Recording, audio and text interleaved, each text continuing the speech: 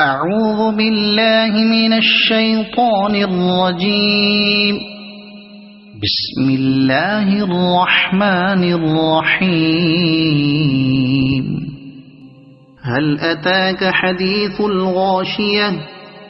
وجوه يومئذ خاشعة عاملة ناصبة تصلى نارا حامية تسقى من عين آنية ليس لهم طعام إلا من ضريع لا يسمن ولا يغني من جوع وجوه يومئذ ناعمة لسعيها راضية في جنة عالية لا تسمع فيها لاغية فيها عين جارية فيها سرر مرفوعة وأكواب موضوعة ونمارق مصفوفة